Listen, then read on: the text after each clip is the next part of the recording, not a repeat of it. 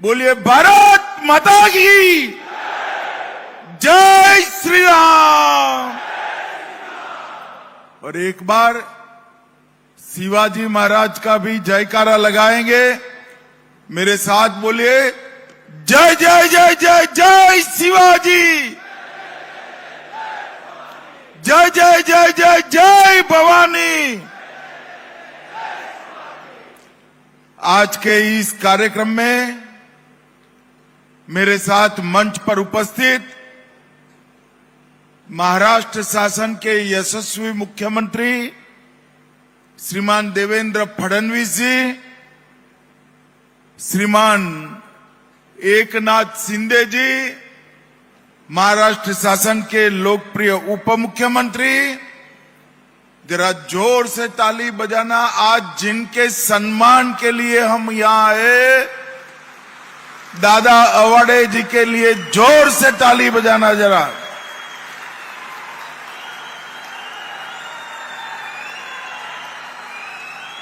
मेरे साथ मंच पर उपस्थित रविंद्र चव्हाण जी, अध्यक्ष भारतीय जनता पार्टी महाराष्ट्र, चंद्रकांत दादा पाटिल जी, आशीष सेलार जी, प्रकाश अबितकर जी, श्री हसन मुशरिफ जी, जय कुमार गोरे जी, संजय सावकारे जी, शिवेंद्र राजे भोंसले जी, श्री धनंजय महाडिक जी, धैर्यशील माने जी, कलपन्ना दादा के पूरा परिवार और आज इस कार्यक्रम में आए हुए इचल करण जी के सभी मेरे भाइयों बहनों को मेरा राम राम प्रणाम। भाइयों बहनों, आज मैं यहां आया हूं तब छत्रपति शिवाजी महाराज, छत्रपति संभाजी महाराज, महात्मा ज्योतिबा फूले, क्रांति ज्योति सावित्रीबाई फूले, छत्रपति साहू जी महाराज, महारानी ताराबाई और बाबा साहेब आंबेडकर, इस सभी महानुभावों को प्रणाम कर कर मेरी बात की शुरुआत करता हूं। मैं जब यहां आया हूं तब श्रीमान नारायण राव घोरपड़े जी को भी प्रणाम करता हूं, क्योंकि इचल करण जी का आज का जो स्वरूप है, आज का जो वैभव है, विकास है, इसकी नींव श्रीमंत नारायण राव घोरपड़े जी के समय में डालने का काम हुआ था। मित्रों, जब मैं आया हूं तब अभी अभी एक भारत के लोकतांत्रिक इतिहास में बड़ी घटना हुई। हमारे नेता और लोकप्रिय प्रधानमंत्री नरेंद्र मोदी जी ने देश के सर्वाधिक लंबे समय तक प्रधानमंत्री रहने का रिकॉर्ड तोड़ने का काम किया। लोकतांत्रिक तरीके से चुने गए प्रधानमंत्रियों के कार्यकाल के इतिहास में मोदी जी सर्वाधिक 12 साल से ज्यादा समय रहने का रिकॉर्ड बनाए हैं। और मित्रों, ये 12 साल जब भी आजाद भारत का इतिहास लिखा जाएगा, कई बड़ी बड़ी घटनाओं के नाम से अमर हो जाएंगे। मैं आज यहां खड़ा हूं तब 12 साल पीछे मुड़कर देखता हूं, एक ऐसी सरकार थी जो देश में लगातार बम धमाके और हमले होते थे, मगर देश के प्रधानमंत्री के मुंह पर 20 मन का ताला लगा हुआ था, वो एक शब्द भी नहीं बोलते थे। वहां से निकलकर मोदी जी आए, भाजपा सरकार बनी, उरी पर हमला हुआ, पुलवामा में हमला हुआ, पहलगांव में हमला हुआ, कहीं सर्जिकल स्ट्राइक, कहीं एयर स्ट्राइक, और अंत में ऑपरेशन सिंदूर कर कर पाकिस्तान के घर में घुसकर आतंकवाद को जवाब देने का काम किया। पूरी दुनिया के सामने भारत ने अपनी जनता और अपनी सीमाओं की रक्षा का एक संकल्प हिमालय से भी ऊंचा कर कर दिखाने का काम किया है। मोदी जी के समय में ही सेनाओं का आधुनिकीकरण हुआ। एक जमाना था जब एक गोली भी बनती नहीं थी, आज मिसाइल्स बनाकर हम पूरे विश्व के सामने आत्मनिर्भर भारत के रूप में खड़े हैं। मोदी जी के समय में ही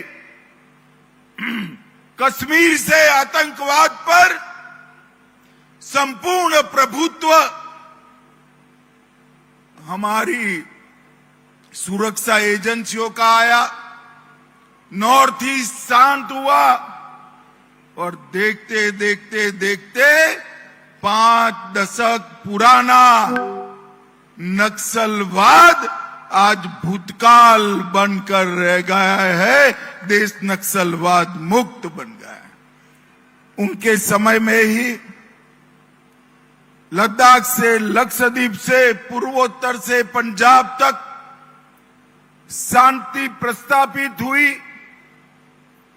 किसान से लेकर विज्ञान तक अनुसंधान का दौर चला। सेल्फ हेल्प ग्रुप से लेकर गांव की महिलाओं की समिति से लेकर स्टार्टअप तक के दायरे को आगे बढ़ाने का काम हुआ।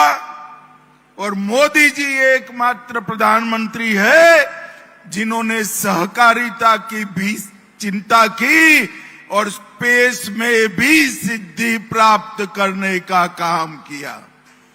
एक किसान, एक पशुपालक, इसकी चिंता उन्होंने सहकारिता के माध्यम से करी। और स्पेस पे जो हम पिछड़े हुए थे, चंद्रयान को चंद्र के दक्षिण ध्रुव पर पहुंचाकर भारत का तिरंगा चंद्र पर फहराने का काम हमारे नेता नरेंद्र मोदी जी ने कहा। उनके समय में ही बरसों से अटकी हुई, गले की फांस बनी हुई धारा 370 समाप्त हुई। उनके ही समय में ही अयोध्या में आसमान छूने वाला राम का मंदिर बनाने का काम भी हुआ। औरंगजेब ने तोड़ा हुआ बाबा विश्वनाथ का कॉरिडोर फिर से बना, महाकाल का लोक बना, और सोमनाथ का मंदिर भी स्वर्ण का बनने का काम हुआ है। उन्होंने विश्व में भारत की आवाज को सुनना पड़ेगा ये प्रस्तापित करने का काम किया। आज इंफ्रास्ट्रक्चर के क्षेत्र में 13,000 फीट पर सेला सुरंग, 10,000 फीट पर अटल सुरंग, सबसे लंबा अटल सेतु मुंबई में, और असम में लोहित नदी पर भूपेन हजारिका सेतु। ये सारे इंफ्रास्ट्रक्चर इंजीनियरिंग के क्षेत्र में अजूबा बने हुए हैं। उत्तर प्रदेश में 594 किलोमीटर लंबा गंगा एक्सप्रेस, 700 किलोमीटर लंबा बुंदेलखंड और पूर्वांचल एक्सप्रेस बनाने का काम भी नरेंद्र मोदी जी के समय में हुआ। Mumbai coastal road, bullet train और ग्रीन फील्ड एयरपोर्ट और वाधवान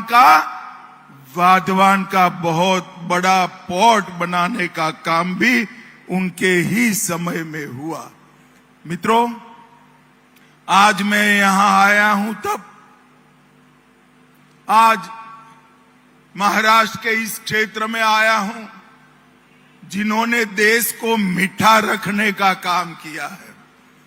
अगर एक कोल्हापुर और पश्चिम महाराष्ट्र की शुगर मिलें न होना तो पूरा देश मीठा नहीं खा सकता, पूरा देश मीठा खा सकता है। इसका कारण आपके यहां के शुगर का उत्पादन है। नरेंद्र मोदी जी ने अपने समय में सहकारी चीनी मिलों के लिए ढेर सारे काम किए। देवेंद्र जी ने उसको हरी इडली गिनाया, मगर मैं पूरा हिसाब किताब देकर जाऊंगा और पूछूंगा कि जो सहकारी क्षेत्र के सबसे बड़े लोग यहां से गए उन्होंने अब तक क्या किया, ये कांग्रेस पार्टी ने क्या किया। इसका जवाब कांग्रेस पार्टी ने देना पड़ेगा। 2016 से देश के गन्ना किसान एक मांग कर रहे थे कि गन्ना फैक्ट्री से, शुगर फैक्ट्री से जो मुनाफा आता है उस पर टैक्स न लगे। कोई नहीं करता था, मगर नरेंद्र मोदी जी ने एक ही झटके में 46,000 करोड़ रुपए के इनकम टैक्स को माफ कर गन्ना मिलों को नया आयुष्य दिया है। जब कोरोना के बाद सभी गन्ना मिलें आर्थिक संकट में थी, मोदी जी ने निर्णय किया 10,000 करोड़ से ज्यादा ऋण सिर्फ महाराष्ट्र की गन्ना मिलों के लिए एनसीडीसी से दिया। जब मोदी जी आए उसके पहले इथेनॉल ब्लेंडिंग 1.5% था, 1.5%। परसों ही निर्णय हुआ है, अब इसको 30% तक ब्लेंडिंग ले जाने का काम भारतीय जनता पार्टी की सरकार ने किया है।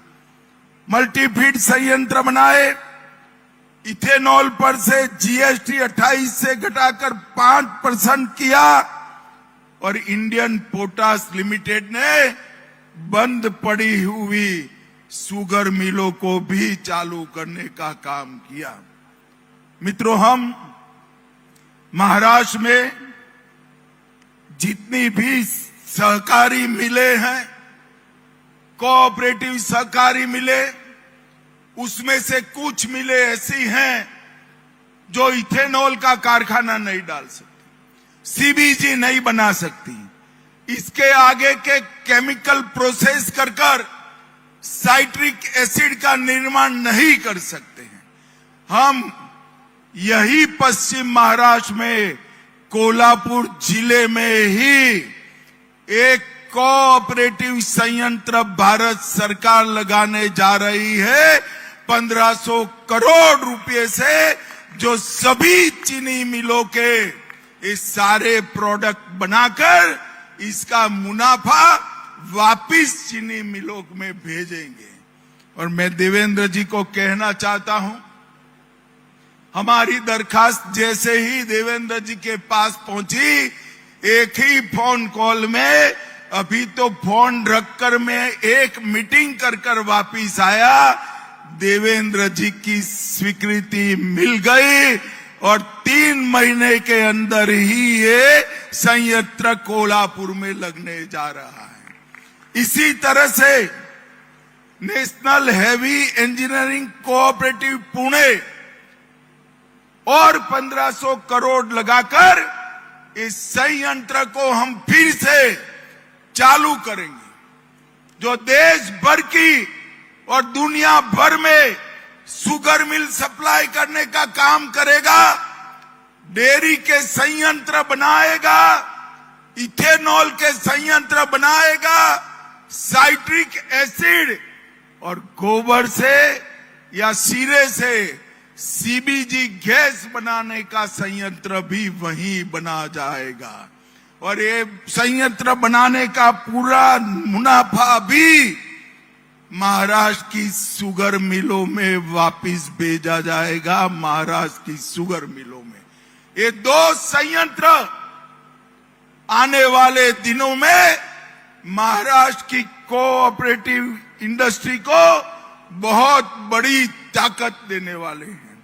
भाइयों बहनों, कांग्रेस पार्टी ने कभी किसानों की चिंता नहीं की। 10 साल तक वो आए। आज भी राहुल बाबा का भाषण सुनोगे, हमने किसानों का ऋण माफ किया था। अरे राहुल बाबा, जरा देश के किसानों को बताओ, 10 साल में आपने कितना ऋण माफ किया था? सिर्फ 60,000 करोड़ रुपया। इकल करेंसी वालों, जरा रिपीट करिए, कितना किया था ऋण माफ? 60,000 करोड़। जोर से बोलिए, कितना किया था? नरेंद्र मोदी जी ने ये 12 साल में, इन्होंने 10 साल में 60,000 करोड़ का ऋण माफ किया। मोदी जी ने ये 12 साल में 22 किस्तों के माध्यम से 4,28,000 करोड़ रुपया किसान के बैंक अकाउंट में डाला है। हर साल 6,000 रुपया मोदी जी डालते। एक और कांग्रेस ने 12 साल में, 10 साल में 60,000 करोड़ रुपया माफ किया। और दूसरी ओर नरेंद्र मोदी जी ने 12 साल में 4,28,000 करोड़ रुपया किसान को सीधा बैंक अकाउंट में जमा किया, चाहे ऋण लिया हो चाहे न लिया हो। और भाइयों बहनों, मोदी जी ने डेयरी मंत्रालय और कोऑपरेटिव मंत्रालय बनाकर इस देश के ग्रामीण विकास में सहकारिता की भूमिका को फिर से एक बार मजबूती के साथ रखने का काम किया है। और मित्रों, देवेंद्र जी ने अभी कल करेंसी की सभी बातें समाप्त कर दी है। मेरा आपसे इतना ही कहना है कि सरकार ऐसी चुनिए जो आपकी चिंता करे, आपके विकास के लिए 5 साल तक मेहनत करती रहे। और इकल करेंसी तो ऐसी जगह है जहां विधायक हो, सांसद हो, कॉरपोरेशन हो, सबका सब आपने कृपा कर एनडीए को दे दिया है। इकल करेंसी वालों का तो महाराष्ट्र सरकार और भारत सरकार दोनों पर अधिकार है। मित्रों, मोदी जी के ये 12 साल एक शुरुआत है। आने वाले दिनों में अनेक सालों तक भारतीय जनता पार्टी और एनडीए का शासन रहने वाला है। और मोदी जी ने जो कल्पना की है 2047 में पूर्ण विकसित भारत बनाने की संकल्पना, ये भारतीय जनता पार्टी ही पूरी करने वाली है। मैं आज फिर से दादा अवाड़े ने जो इतने लंबे समय तक सहकारिता क्षेत्र की सेवा कर एक मजबूत उदाहरण पूरे देश में प्रस्तुत किया है, उसको 2 हाथ जोड़कर सम्मान से प्रणाम करना चाहता हूं। और देवेंद्र जी ने कहा कि आप जरूर आइएंगे शताब्दी में। देवेंद्र जी, वादे की जरूरत नहीं है। इतने सारे लोगों के सामने मैं कह देता हूं कि दादा की शताब्दी में मैं जरूर आऊंगा जब उनके 100 साल होंगे। फिर से एक बार इकल करेंसी वालों का बहुत बहुत मनपूर्वक धन्यवाद। आज यहां पर एक छोटा सा कार्यक्रम था, सहकारी बैंक के मुख्यालय का उद्घाटन और साकार कारखाने का दादा के नाम से एक नए सिरे से शुरुआत। इसमें आप इतनी बड़ी संख्या में आए, आप सभी का बहुत बहुत धन्यवाद। वंदे मातरम। आभारासाठी आपल्या समोर येत आहेत सन्माननीय राजवर्धन नाईक निंबाळकर।